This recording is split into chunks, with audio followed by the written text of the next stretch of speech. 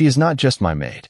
Adrian Moretti's voice was quiet, but it carried across the ballroom with enough weight to stop every conversation beneath the crystal chandeliers. A champagne glass hovered halfway to a guest's lips. The string quartet faltered into silence. Near the center of the polished marble floor, Maya Brooks stood perfectly still, one hand resting against the silver tray she had just lowered onto a table, her dark eyes fixed somewhere beyond the crowd, as if dignity required her not to look at the people who had been laughing at her only seconds earlier. Vanessa Caldwell's smile tightened. "Adrian, really?" she said, smoothing one hand over the sleeve of her ivory gown. "No one meant anything by it. I simply said she should remember why she's here." Maya's fingers curled once against the edge of the tray, then relaxed. She had heard versions of those words before. At restaurants, in department stores, at elegant homes where people spoke around her as though she were furniture. She had learned that humiliation often arrived wearing a pleasant smile. But tonight was different. Tonight she was standing beneath a ceiling painted with gold leaf, surrounded by nearly 200 guests whose last names appeared on hospitals, office towers, and charitable foundations across New York. And every one of them seemed to be waiting to see whether she would lower her eyes. Maya did not. Adrian watched her from 20 feet away. In a black tuxedo tailored so precisely it made him look carved from shadow and restraint. He had spent the evening doing what Adrian Moretti always did best, observing without revealing anything. At 36, he had built a reputation on control. He rarely raised his voice. He never explained himself twice. And people who wanted his approval had learned to study the smallest movement of his expression. But Maya had never done that. From the first morning she entered his home nearly a year earlier, she had treated him with courtesy instead of fear and honesty instead of flattery. That had unsettled him more than he cared to admit. Vanessa gave a small laugh, expecting the room to follow. "Nobody did. She works for you," she said. "That's all I meant." Adrian's gaze moved from Vanessa to Maya. For one long second, something almost imperceptible changed in his face. Maya recognized it because she had seen it only a handful of times before, the moment his composure stopped being distance and became decision. She reached for the tray.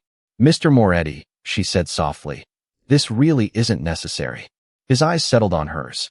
"Put the tray down, Maya." The use of her first name caused another ripple through the ballroom. She hesitated, then placed the tray carefully on the nearest table. Silver touched marble with a faint click that sounded impossibly loud in the silence. Vanessa stared at him. "Adrian, what exactly are you doing?" He did not answer her. Instead, he crossed the ballroom toward Maya, passing men who controlled companies and women wearing diamonds worth more than most homes. No one moved into his path. When he stopped in front of her, Maya could hear nothing but the muted hum of the chandeliers and the steady rhythm of her own breathing. Adrian extended his hand. Not toward Vanessa, not toward one of the society women waiting along the dance floor. Toward her. Maya looked at his open palm, then slowly raised her eyes to his. And for the first time that night, Adrian Moretti allowed the entire room to see exactly where he had chosen to stand. Maya did not take his hand. Not yet. The ballroom seemed to lean toward them, 200 people pretending not to stare while staring harder than they had all evening.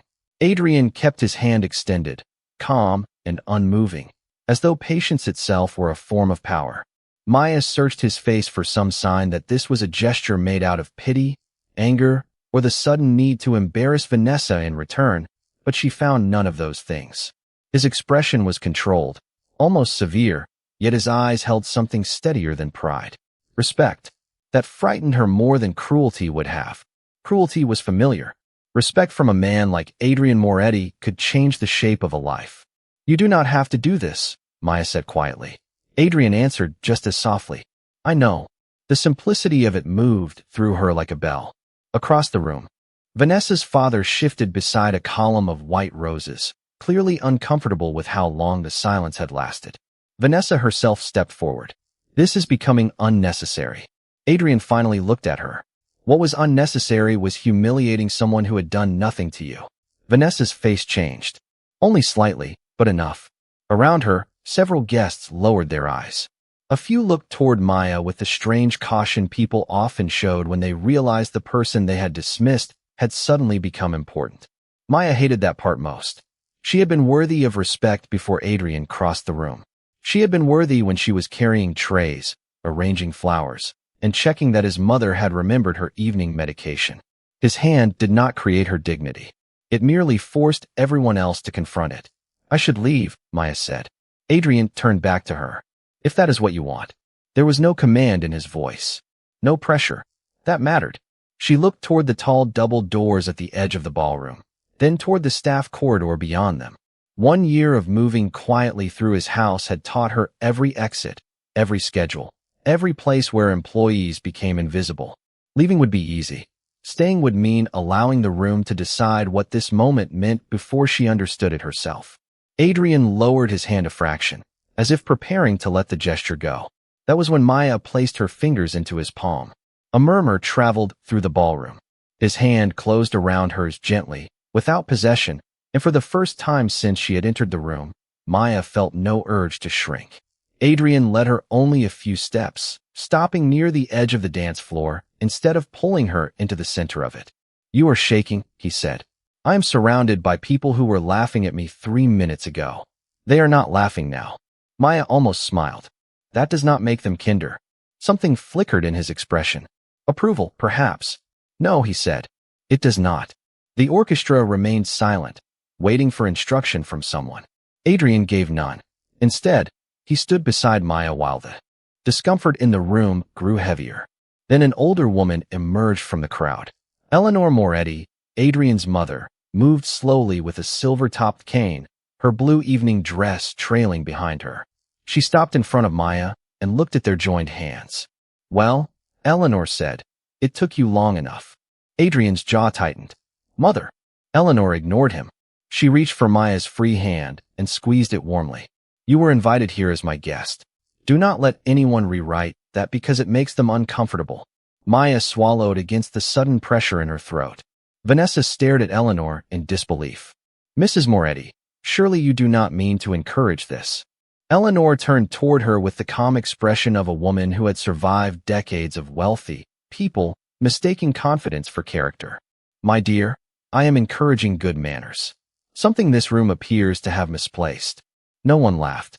That silence was different from the one Adrian had created. His had come from authority. Eleanor's came from shame. Maya felt Adrian's thumb shift once against the back of her hand, almost absent-mindedly, as though reassuring himself she was still there. She noticed. He noticed that she noticed. Neither of them said anything.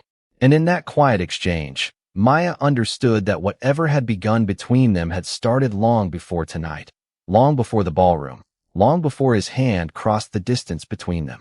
The orchestra began again only after Eleanor Moretti gave the conductor a small nod, but the music could not repair the mood. Conversations returned in careful fragments, softer now, stripped of their earlier confidence. Maya remained beside Adrian for several seconds before slowly withdrawing her hand. He let her go without resistance. That mattered too. I need some air, she said. Adrian glanced toward the tall French doors opening onto the terrace. I will walk with you. Maya shook her head. No, not this time. He studied her, then gave a single nod. All right. She crossed the ballroom alone, aware of every eye following her, yet refusing to hurry. Outside, the night air was cool against her face. Manhattan glittered beyond. The stone terrace, a field of windows and headlights stretching toward the river. Maya placed both hands on the balustrade and finally allowed herself to breathe. She had spent months believing she understood the rules of Adrian Moretti's world. Staff entered through the side door. Guests entered through the front. Employees served. Families negotiated. Feelings, if they existed at all, remained private. Tonight, he had broken those rules in front of everyone who mattered to him. Maya should have felt triumphant. Instead, she felt exposed. You always come outside when a room gets too loud. Eleanor's voice came from behind her. Maya turned. The older woman approached slowly, her cane tapping against the stone. I thought you were going back inside. At my age, I have earned the right to ignore my own plans. Maya smiled despite herself. Eleanor joined her at the railing. For a moment, neither woman spoke. Then Eleanor said, he has been watching you for months. Maya's smile disappeared. Mrs. Moretti, do not worry. I am not trying to embarrass you. Eleanor looked out over the city. Adrian has spent most of his life surrounded by people who want something from him. Money, access, protection, approval. You are the first person in years who seems perfectly comfortable telling him when he is wrong. That is because he is wrong surprisingly often. Eleanor laughed softly. Exactly. Maya lowered her eyes. She remembered the first time she had challenged him, over something almost ridiculous. He had ordered a long-time groundskeeper dismissed for missing 2 shifts, and Maya had calmly informed him that the man had been at the hospital with his wife. Adrian had stared at her as if no employee had ever questioned him before. The groundskeeper kept his job. Adrian never mentioned the conversation again. But after that, he began asking Maya what she thought about things that had nothing to do with housekeeping, which flowers his mother preferred, whether a charity dinner felt sincere or performative, whether his home seemed welcoming or merely expensive. Small questions. Dangerous questions. He listens to you, Eleanor said. That is rare. Maya looked back. Through the glass doors, Adrian stood inside speaking with Vanessa's father, his posture composed, his expression unreadable. Vanessa was nowhere near him now. Listening is not the same as understanding, Maya said. No, Eleanor replied. But sometimes it is where understanding begins. Inside the ballroom, Adrian suddenly looked toward the terrace. His gaze found Maya immediately, as if he had known exactly where she would be. He did not smile. Neither did she, but neither looked away. Eleanor noticed and said nothing. Maya did. This cannot become a spectacle. Then do not let the room decide what it means. Maya turned toward her. Eleanor's eyes were kind, but serious. You are not responsible for protecting Adrian from his own choices. And you are certainly not responsible for making powerful people comfortable with yours. Before Maya could answer, the doors opened. Adrian stepped onto the terrace, stopping several feet away. Mother, Vanessa's family is leaving. Eleanor lifted one eyebrow. How tragic. Adrian ignored the comment. His attention settled on Maya. I owe you an apology. Maya folded her arms lightly. For defending me? For doing it publicly before asking whether you wanted me to. That answer surprised her. Adrian Moretti apologized rarely and never casually. Maya looked at him for a long moment. You were right to stop what happened, she said. But next time, do not decide for me what happens after. Adrian's expression softened by a degree. Understood. Eleanor began walking toward the doors. Good. Now that the two of you have discovered communication, perhaps the rest of us can enjoy dessert. Maya watched her disappear inside, then looked back at Adrian. The city hummed below them. Was there really going to be a marriage between you and Vanessa? She asked. Adrian's jaw tightened. There was going to be an arrangement. That is not what I asked. A pause. Then he answered. No, not after tonight. Maya felt the weight of those words settle between them. Because of me? Adrian met her eyes. Because tonight made it impossible to keep pretending I did not know the difference between obligation and choice. For several seconds, Maya said nothing.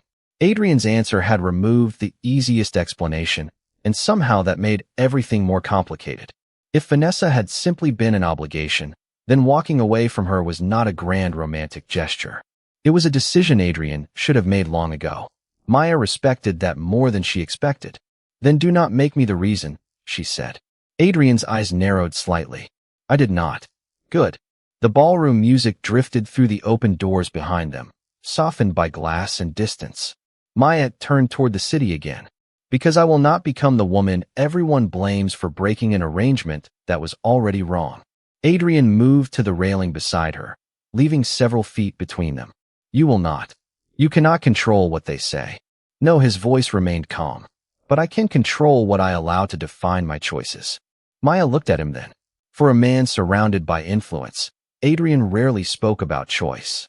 His life seemed built from inherited expectations, family obligations, carefully maintained alliances, and rooms full of people who assumed they understood what a Moretti should do. She wondered how long he had been living according to rules he had never written. When did you know? She asked. Know what? That Vanessa was not what you wanted. Adrian gave a quiet breath that almost became a laugh. Probably before anyone introduced us. Maya shook her head. That is a terrible answer. It is an accurate one. Then why let it continue? His gaze moved toward the ballroom. Because sometimes convenience can disguise itself as responsibility. That sentence stayed with her. She knew something about that kind of disguise.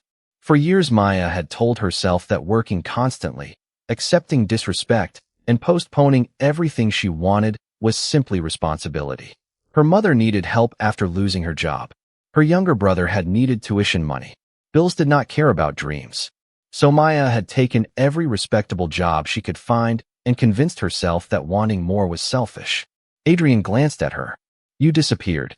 I was thinking about how irritating it is when you accidentally say something wise."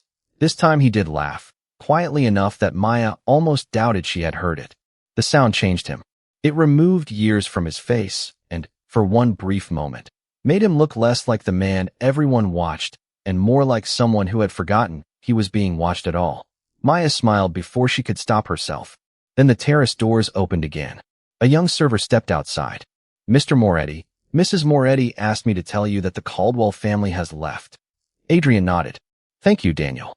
The young man hesitated before looking at Maya. "Miss Brooks, Mrs. Moretti also said your seat is still waiting at her table." Maya blinked. "My seat?" "Yes, ma'am." Daniel smiled carefully. She was very specific. After he left, Maya stared through the doors. Earlier that evening, she had arrived expecting to supervise the staff, check the floral arrangements, and disappear before dinner began. Eleanor had changed those plans by sending a dress to Maya's room and insisting that she attend as a guest. Maya had assumed it was a kind gesture that would be quietly forgotten once the ballroom filled. Eleanor clearly had other ideas. Adrian extended his arm toward the doorway, then stopped himself. "May I?" The question surprised Maya more than the gesture. He was asking now, learning already. She stepped beside him but did not take his arm. "You may walk next to me." Adrian inclined his head. "Fair enough." They entered the ballroom together. The change was immediate. Conversations softened. Faces turned. Maya felt the attention settle across her shoulders, but this time she did not lower her gaze. Adrian did not touch her, did not guide her, did not present her like a statement. He simply matched her pace. At Eleanor's table, one empty chair remained between the older woman and Adrian's place. Eleanor tapped it with one finger. "Maya, sit." Maya glanced around at the executives, donors, family friends, and society figures seated nearby. Some appeared curious. Others looked uncomfortable. Eleanor noticed them too. "If anyone has forgotten how seating works," she said pleasantly, "the chairs are for sitting." Maya suppressed a smile and took her place. Adrian sat beside her. Dinner resumed. For the first time that night, Maya was not holding a tray, checking a schedule, or standing behind anyone's chair. She was simply there. And as Adrian quietly asked whether she preferred coffee or tea with dessert, Maya realized something that unsettled her far more than the whispers ever could. He already knew the answer. "Tea," she said. Adrian looked at her. "2 sugars." Maya's eyes held his. "You have been paying attention." His reply came softly. "For longer than I should have admitted." The tea arrived in a porcelain cup edged with gold, and Maya looked at it for a second before adding the 2 sugars Adrian had remembered. Around them, dinner continued with the careful rhythm of people pretending the evening had not changed. Forks touched china. Chairs shifted. Conversations restarted in lower voices. But the attention never fully left their table. Maya could feel it in the pauses between sentences and in the way several guests glanced toward Adrian before deciding whether to speak to her. She had expected hostility. What unsettled her more was sudden politeness. A woman who had barely acknowledged Maya earlier now asked about her work with exaggerated warmth. A man across the table complimented the floral arrangements without realizing Maya had spent 3 days coordinating them. She thanked him anyway. Adrian noticed. "You did those?" he asked quietly. Maya lifted one eyebrow. "You approved the budget. I approved numbers. I did not know you chose everything." Eleanor smiled into her coffee. "There is quite a lot you do not know." Adrian gave his mother a look, then returned his attention to Maya.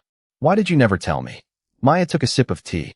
"Because you hired me to run a household, not collect applause." The answer silenced him for a moment. "That is not the same thing as being invisible." "No," she said, "but sometimes people confuse the two." Adrian leaned back slightly, absorbing that. Maya had learned not to fill silence when he was thinking. Most people rushed to reassure powerful men when their expressions changed. She did not. That, perhaps, was one reason he listened to her. Across the room, the orchestra shifted into a slower piece. Several couples moved toward the dance floor.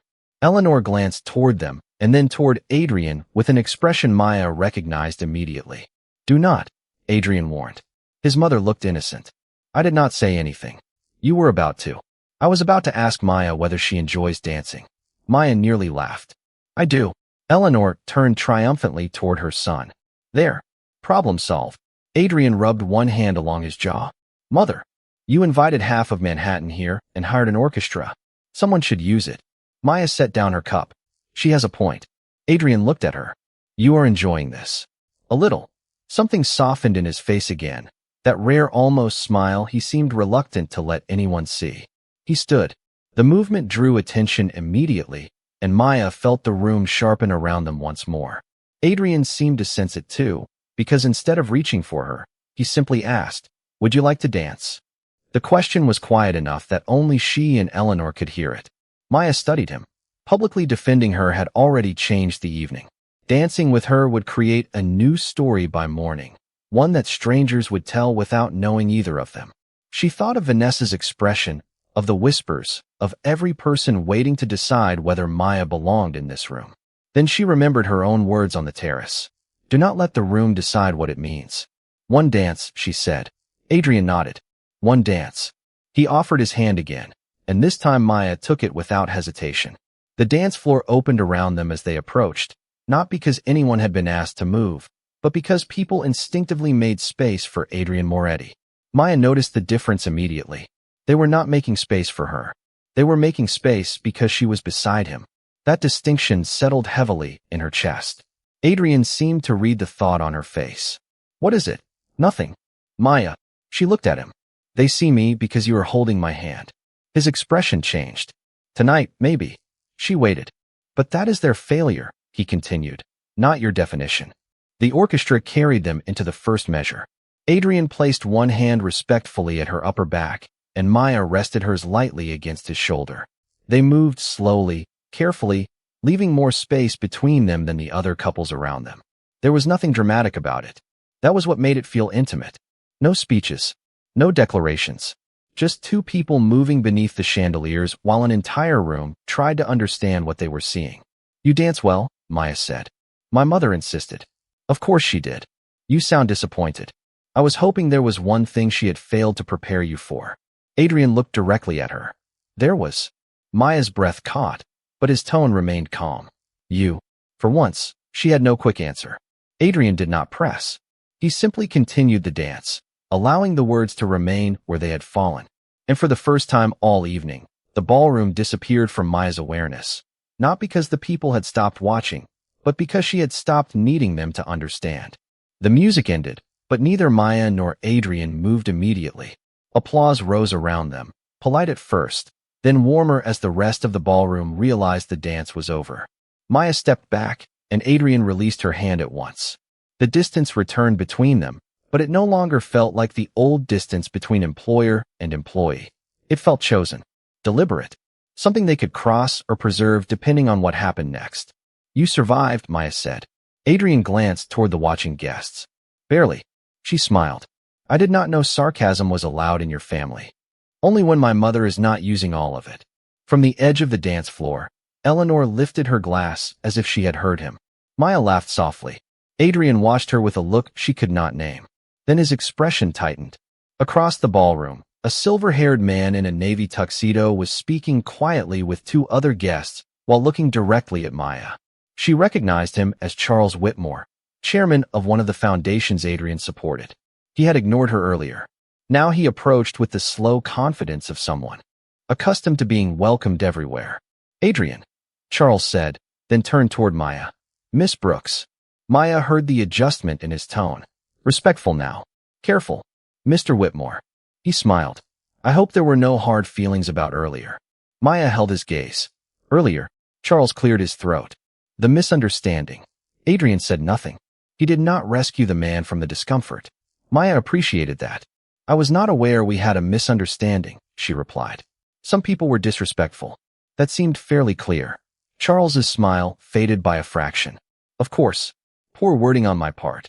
It usually is when people are trying to avoid saying what actually happened. Silence settled over the three of them. Adrian's eyes shifted toward Maya, but there was no warning in them. Only attention. Charles adjusted his cuff. Well, I only wanted to say I hope you enjoy the rest of the evening. Thank you. He walked away faster than he had approached. Maya watched him disappear into the crowd. Adrian spoke quietly. You could have made that easier for him. Yes. You chose not to. Also yes. The corner of his mouth moved. Good. Maya looked at him. Do not encourage me. Too late. The orchestra started another song, faster this time, and couples returned to the floor. Adrian gestured toward a quieter hallway beyond the ballroom. Would you walk with me? Maya hesitated. Where? The library. She raised an eyebrow. That sounds suspiciously private. Adrian immediately stopped. Then somewhere else. His response came so quickly that Maya understood what he was doing. He was making sure she never felt cornered. The realization softened something in her. The library is fine, she said. Leave the door open. Of course. They crossed the hall together and entered a room lined with dark wood shelves and tall windows overlooking the garden. The ballroom remained visible through the open doorway, its music softened by distance. Maya had been inside this room hundreds of times, usually dusting shelves or organizing newspapers. Tonight it looked different because she was not there to work. Adrian stopped beside the fireplace. I need to ask you something. Maya waited. Do you want to keep working here? The question startled her. That is a strange thing to ask after tonight. It is necessary. His voice was measured. If this changes anything between us, I do not want your paycheck connected to whether you return my feelings. Maya went still. Adrian continued before she could answer. You deserve a choice without pressure. If you want to remain in your position, nothing changes professionally. If you want another role, we can discuss it. If you want to leave entirely, you will receive a full year of salary and a recommendation that does not depend on me. Maya stared at him. She had expected confession, perhaps. She had not expected boundaries. You planned all of that during one dance. Most of it before. Of course you did. Adrian looked almost uncomfortable now, which Maya found remarkable. I do not know what this is yet, he said. But I know what I do not want it to become. And what is that? Something where you have less freedom because I have more power. The words landed quietly, without performance. Maya looked through the open doorway toward the ballroom, then back at the man standing in front of her. For the first time that night, she understood the real risk was not that Adrian Moretti might choose her publicly. It was that he might actually be willing to change privately. : Writing variant equals document ID equals 86421 title equals part 7. Maya held Adrian's gaze for a long moment, not because she doubted what he had said, but because she was trying to understand how much it had cost him to say it. Men with power often promised protection. They promised security, comfort, influence, doors that would open because their name was attached to yours. Adrian had offered something different. Distance, if she wanted it. A future that did not depend on pleasing him. Maya folded her hands in front of her. You realize most people in your position would assume I should be grateful. I am aware. And you are not asking me to be? No. His answer came without hesitation. She nodded slowly. Good. Adrian almost smiled. You say that a lot tonight. You keep surprising me. Is that a complaint? I have not decided yet. The music from the ballroom shifted again, muffled through the open doorway. Somewhere beyond the hall, guests laughed too loudly, trying to rebuild the evening into something ordinary. Maya knew they would talk tomorrow. Some would call her ambitious. Others would call Adrian reckless. A few would reduce everything to race, class, scandal, or gossip because that was easier than admitting they had watched a woman they dismissed force them to question what respect looked like. Maya had lived long enough to know she could not control any of it. I do want to keep working, she said finally. Adrian's expression did not change, but his shoulders eased slightly. All right, but not exactly as before. He waited. I have been running half this house without the title or salary that matches the work. Adrian blinked once. Maya continued. I manage schedules, vendors, event planning, staff conflicts, your mother's appointments, and apparently your floral arrangements. Apparently. So if you are serious about separating my job from whatever this is, then start by treating my job honestly. Adrian looked toward the bookshelves for a moment, as if reviewing facts he should have noticed sooner. Household operations manager. Maya raised an eyebrow. That was fast. You said you wanted the title to match the work. And the salary. Obviously. Do not say obviously after underpaying me for months. That caught him. He looked genuinely chastened. Fair. Maya smiled despite herself. Good. We are making progress. Adrian stepped toward the desk, took a card from a leather holder, and wrote something on the back. Tomorrow morning, speak with Daniel Harper in my office. He handles administrative contracts. He will formalize the position and salary adjustment. Maya took the card but did not look at it. You already knew I was doing more than housekeeping, did you not? Adrian was quiet. I knew you were capable of more. I did not understand how much you were already carrying. There is a difference. I know that now. The humility in his answer disarmed her more than charm would have. Before Maya could respond, footsteps sounded in the hallway. Eleanor appeared at the library entrance with her cane in one hand and an expression of deep satisfaction on her face. There you are. Adrian sighed. Mother, do not sound so disappointed. I came to tell you the last guests are leaving. She looked between them. Also, Vanessa called. Maya's expression changed. Adrian's did not. What did she want? To remind me that her father considers tonight an insult. Eleanor's voice was dry. I reminded her that dignity is not an insult merely because someone powerful finds it inconvenient. Maya lowered her eyes, hiding a smile. Adrian looked toward her. Did she say anything about Maya? Eleanor's face became serious. Yes. Maya looked up. What? Nothing worth repeating. Mrs. Moretti. Eleanor hesitated, then said. She suggested you knew exactly what you were doing and had been trying to influence Adrian for months. Maya felt the warmth leave her face. There it was. The story she had known someone would tell. The maid who wanted more. The black woman who must have manipulated the powerful man because no one could imagine he might simply respect her. Adrian's voice turned quiet. That ends now. Maya looked at him sharply. No, Maya. No. You do not get to call her and defend me. Adrian stared at her. She questioned your character. And if you answer every person who does that, then I spend the rest of my life being protected by your name instead of standing on mine. The library went still. Eleanor watched them carefully. Adrian's jaw tightened, then slowly relaxed. What do you want me to do? Maya looked at him, grateful that he had asked. Nothing. Nothing. Let people reveal who they are. I have spent years surviving other people's assumptions. I do not need you to erase them. I need you to believe me when I tell you I can face them. Adrian studied her for several seconds. Then he nodded. I believe you. Maya felt something inside her settle. Not because he had promised to fight for her, but because he had finally understood when not to. Eleanor turned toward the hallway. Now that everyone has learned something useful tonight, I am going to bed. She paused and looked over her shoulder. Maya, breakfast with me at 9. Adrian, you are not invited. I live here. And yet, somehow, you remain uninvited. Eleanor disappeared down the hall. Maya laughed. Adrian shook his head, but there was warmth in his expression. Then the house grew quiet around them. The ballroom nearly empty, the night moving past midnight. Maya looked toward the open library door. I should go upstairs. Adrian nodded. Good night, Maya. She took 2 steps, then stopped. Adrian. It was the first time she had used his first name without hesitation. He looked at her. Good night. By 9 the next morning, the mansion looked nothing like the place that had held 200 guests only hours earlier.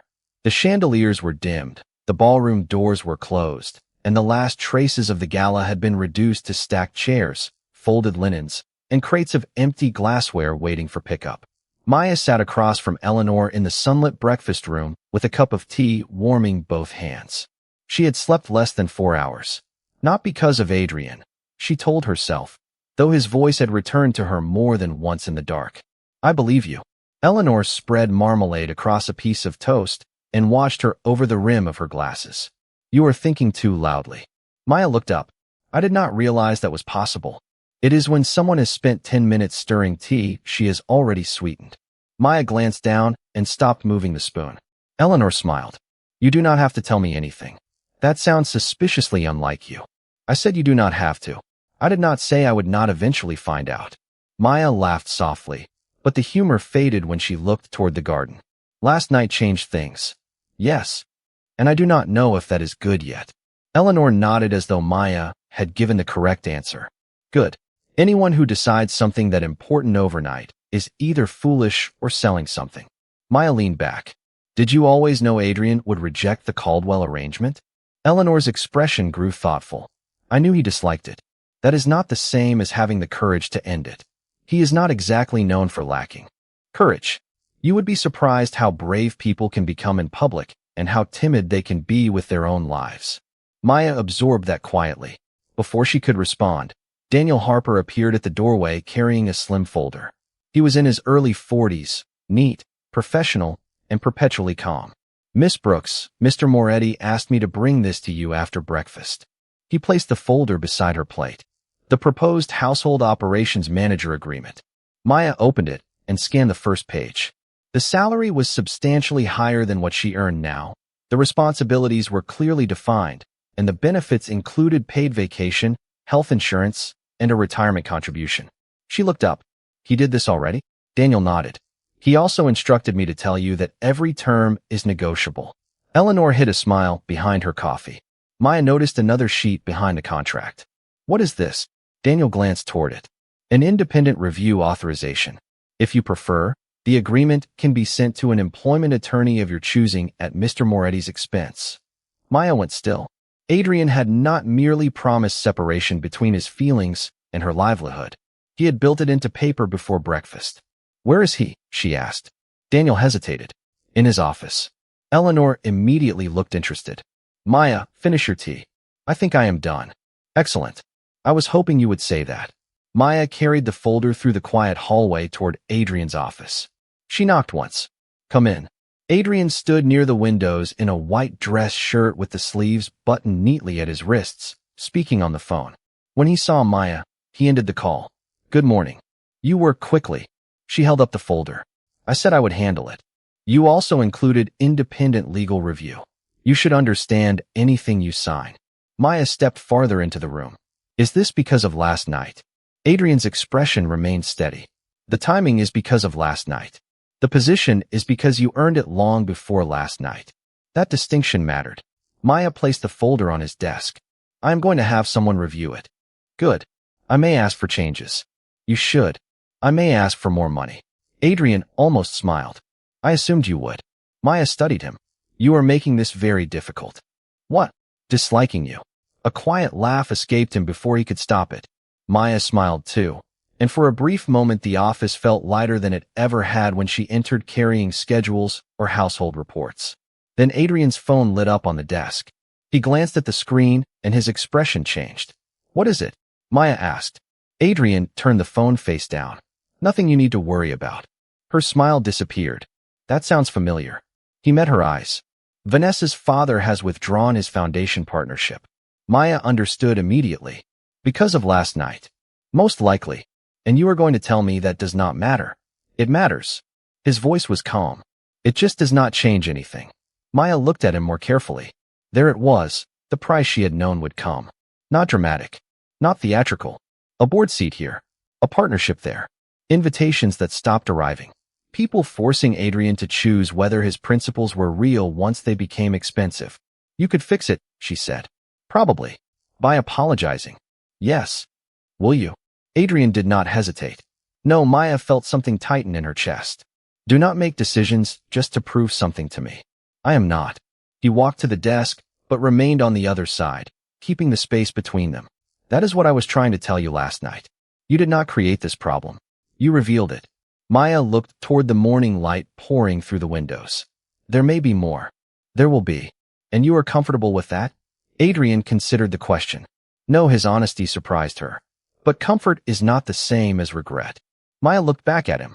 For years, Adrian had lived in a world where loyalty could be measured by invitations, signatures, donations, and carefully maintained relationships.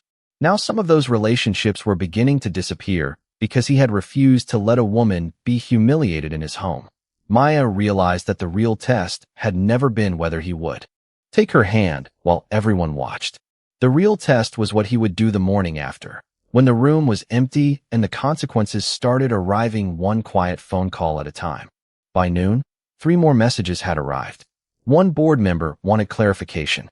Another donor requested a private conversation. A family acquaintance who had attended the gala sent a carefully worded note about preserving tradition. Adrian read each message once and placed his phone face down again. Maya remained near the window, holding the unsigned employment agreement against her side. Does tradition always become important the moment someone is asked to treat another person fairly? She asked. Adrian looked at her. Usually when tradition was benefiting them. Maya gave a small nod. That sounds expensive. It might be. And you still do not regret it. No, his answer was quieter this time, but stronger for it. Maya crossed the room and placed the folder on the desk between them. Then I need to tell you something too. Adrian waited. She drew in a slow breath. I am not interested in being hidden. His expression sharpened slightly. You will not be. And I am not interested in becoming a symbol people use to prove how progressive or generous they are. Agreed. And if this becomes something real, I will not be grateful just because you chose me in a room where people thought you should not. Adrian was silent for a moment. You should not be. Maya studied him carefully. You really mean that? I do. She looked down at the contract, then back at him. Good. Because I am not asking you to save me. I know. I am asking you not to make me smaller in order to make your life easier. Adrian stepped closer to the desk, but not to her. Then do not make yourself smaller to make mine easier either. The room went quiet. That was the sentence that reached her. Not the ballroom declaration. Not the dance. Not the public defense. This. The permission to remain fully herself even if it complicated everything. Maya looked away first, toward the city beyond the windows. You understand this will not become easier. I know. People will assume things. They already do. Some of them will never accept it. Adrian's voice remained calm. Then they can live with their opinion. We will live with our choices. Maya felt the corner of her mouth lift. That sounded dangerously close to wisdom again. I am having a difficult week. She laughed, and the tension broke. Later that afternoon, after the employment agreement had been sent to an independent attorney, Maya returned to the ballroom. The staff had nearly finished restoring it. The flowers were gone. The tables had been cleared. Sunlight replaced the gold glow of chandeliers, and without the gowns and tuxedos, the room looked almost ordinary. Maya stood where Adrian had taken her hand the night before. She could still remember the silence. Not the cruel silence that followed Vanessa's insult, but the one that came after Adrian crossed the room. Looking for something? Adrian's voice came from the doorway. Maya turned.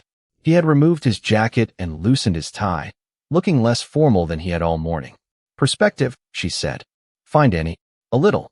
He walked toward her, stopping several feet away. I thought last night was about you choosing me. Adrian said nothing. Maya continued. But I think I had that wrong. How? It was also about me deciding whether I wanted to be chosen in that way. Adrian's expression softened.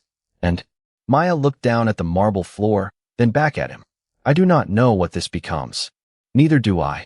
That is not very reassuring. It is honest. She smiled. I can work with honest. Adrian extended his hand, but this time there was no audience. No orchestra. No family alliance at stake. No one waiting to be shocked. Just morning light turning toward afternoon, and two people standing in an empty ballroom. Maya looked at his hand for a moment, then placed hers in it. Adrian did not pull her closer. He simply held on. One condition, she said. Name it. No grand declarations for at least a week. Adrian raised an eyebrow. A full week. You will survive. I survived one ballroom. Barely, according to you. He smiled, openly this time. Maya squeezed his hand once. And I want to keep my own apartment. Done. And my own bank account. Obviously.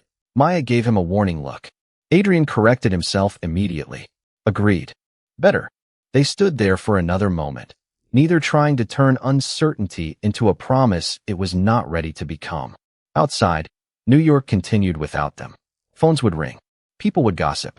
Partnerships might disappear. Others might unexpectedly remain. But none of it could change the simplest truth that had emerged from the night before. Maya's dignity had never depended on Adrian's approval, and Adrian's humanity had never depended on the room's applause. He had chosen to stand beside her. She had chosen to remain herself beside him. And in the quiet ballroom, with no one left to impress, that choice finally meant more than the spectacle ever could.